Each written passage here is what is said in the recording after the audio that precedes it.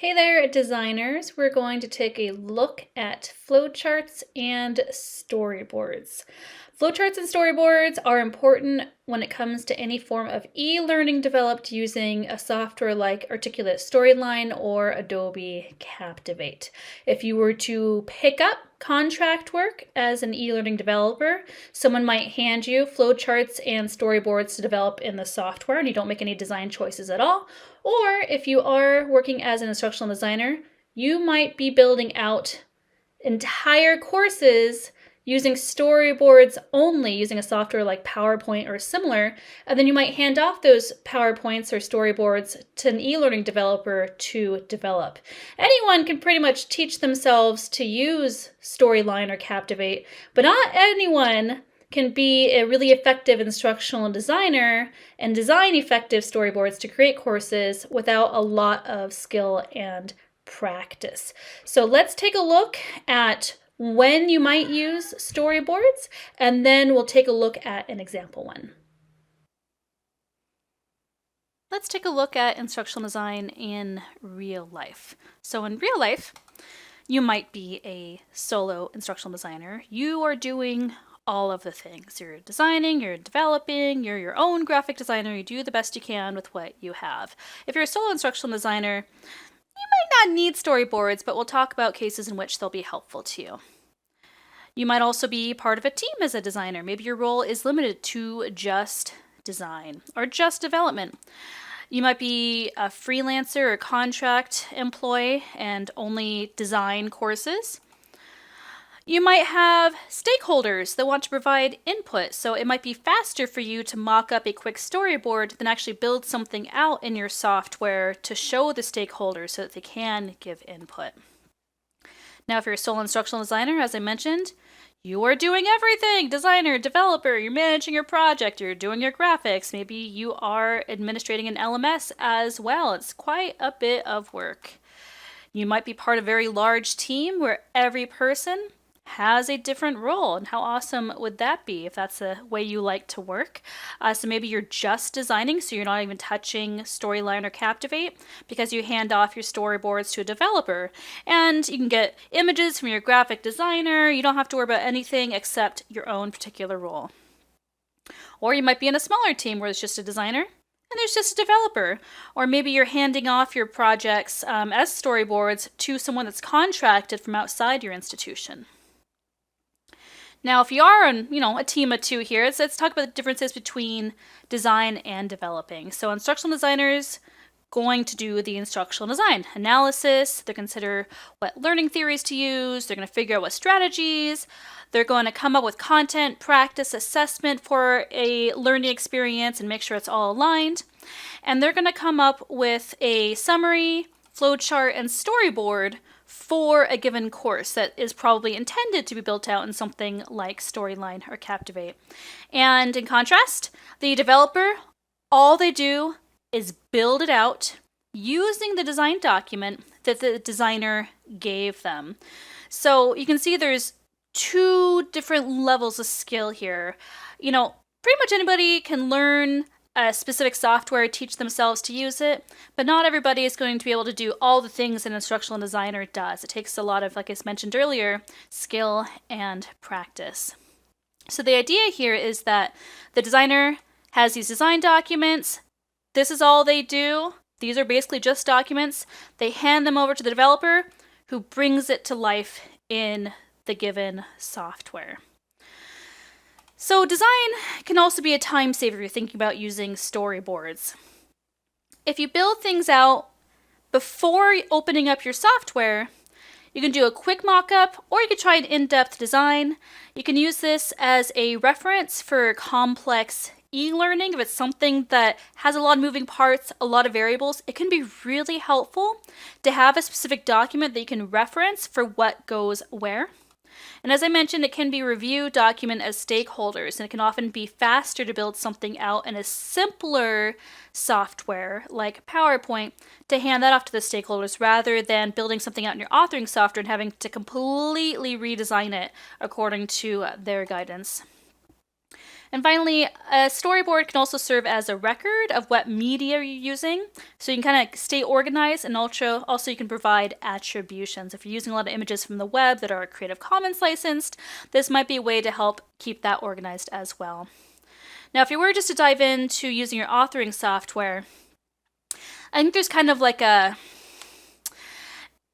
over performance that happens when you open up your software. Sure, you could build out a flat design that's non-interactive just to show somebody, but I think a lot of people have the impulse to fully build something out in the authoring software with variables, with the interactions, with everything. And it can be really time-consuming when you show that to your stakeholder or to your client, and they're like, okay, that's great, but here are all the changes that I want. And then you have to change everything in your authoring software, and you probably spent a lot more work building it out in your authoring software like Storyline or Captivate than you would if you're just using PowerPoint. More likely to make mistakes if you start out in the authoring software itself. I can't tell you how much time I've spent debugging things myself. And it can also be easy to get carried away in over polishing. Again, there's that impulse, and I think a lot of instructional designers tend towards maybe perfectionism, where you want something to look really nice, really perfect before you show it off to somebody, but then if you're spending all that time over polishing, that's time wasted if those things you over polished you have to take out anyways. Oh, and finally, if you do create something in Storyline or Captivate, it has to be published for review. Generally, I know Storyline 360 has a review function, which is pretty easy. But you can only comment at the slide level. If you did have something like PowerPoint, people could attach comments to it in the document itself. So let's take a look now at a good example of a storyboard. I've pulled up an example that I created myself. This is something I would expect one of my students to come up with, that kind of level. It's relatively simple, but hopefully you get a good sense of what to include and what not to include. I've also provided a link to this in the show notes. You're welcome to reuse this under a Creative Commons license, and that note is in the file as well. All right, so this is just a PowerPoint file. This is the first page of it. The second page is a summary. It tells you what this mini course is. It's about Saguaro National Park, located in Arizona. It has some design decisions noted, like the navigation is unlocked so that learners can visit it in any order. It gives some information about what interactivity you should expect to be building out as a developer. And it also tells you where to find additional content for the course. That's included in an additional folder that is attached with the, it's shipped along with the PowerPoint. And also has a note that there's one module here that's inactive. So let's move on. Next page is the style guide. There's some wonderful guides out there, like from Connie Malamed, on creating a really thorough style guide. It's the one I came up with. A lot of times people forget to include the screen size. That's really important. I know widescreen's becoming all the rage, or I should say it probably is all the rage already. But this one, I'm dictating a simple 4:3 ratio. The font, and I include a link to download the font if the developer doesn't have it. I've got a full color palette with the, what do you call them, the HTML codes. And now what color codes you include would depend on who you're handing this off to. Maybe your workflow or company or institution has some different guidelines and color codes. This one is going to work for my purposes. And I've got examples here of buttons. It's really important to effective design to have consistent look and feel for buttons. So the simplest navigation buttons are going to have rounded corners. The actual menu buttons are going to be rectangular. And you can see this style here, and they got a shadow as well. And I've also listed the colors out for each, as well as the home button and what it does. And I do have a note down here on the course interface as well. I do note the course has custom navigation buttons, so suppress that built-in interface navigation, and if possible, change the player interface color to black. So this project could be built out in Storyline or Captivate or any other software out there, but that's what I have in mind as I'm developing this. I have a really simple flowchart as well. Flowcharts do not have to be complicated. What they do need is to be really clear about what the shapes mean. So here, a black rounded shape here means active slide, light gray means inactive slide, and you'll notice each one has a simple label and a number, and that corresponds to the storyboard itself. So the rest of the slides in this PowerPoint are just the storyboard. Now, each storyboard slide has the same parts. It has the biggest area, which is the visual mock-up, has a project name at the top, the screen name, title, again, that corresponds to the flowchart here, and it has a screen number, number 1, which also is included in the flowchart here. The functionality is noted. What is this slide supposed to be doing? That can give the developer some guidance if they're a little confused about what's supposed to be happening. There are notes here on what the background image is. This one I got from Unsplash, which does not require that you provide attribution. So that's a good note here that I've included the original file name, and I know because it's Unsplash, and the developer would probably know this too, they don't have to provide any attribution. I got some information about how this white box down here is styled, and most important perhaps, the navigation note here, where this button is supposed to go, which is going to go to learner name 2, which again corresponds to our flowchart. So when you do provide a storyboard, the experience is very linear, right? You've got 1, 2, 3, 4, 4A, 5A. And if you were just to look at the storyboard with no other information, it might be like, all right, well, it goes, in order like this, right? 1, 2, 3, 4, 5, whatever. But per the flowchart, you can see that it actually goes over to the menu, and then from the menu, you can access these 3 slides, 2 of which are active, and then you can return back to that menu. So this is giving you some structural information about how the course should actually flow. When your learner is in your course, they're building a mental model of how they've moved through it, just like when you are navigating the web, you have a mental model of where you're going, where you've been, and when one slide can, go to multiple things, it can be important that, you're helping them build that mental model and considering how your project is structured. So that helps for your developer as well. They need to know how it's structured so they do build it properly and not just doing next and back in every single slide, because that's not going to work. All right, so I won't belabor this storyboard. You can take a look yourself at the file, which again is linked in the show notes. I'll point out a couple of other things. If you have any sort of interactions, those need to be described very carefully. So this is a text input box here, and I wrote in the functionality what the slide's supposed to do is collecting the learner's name, so it can be used throughout the course for personal touch.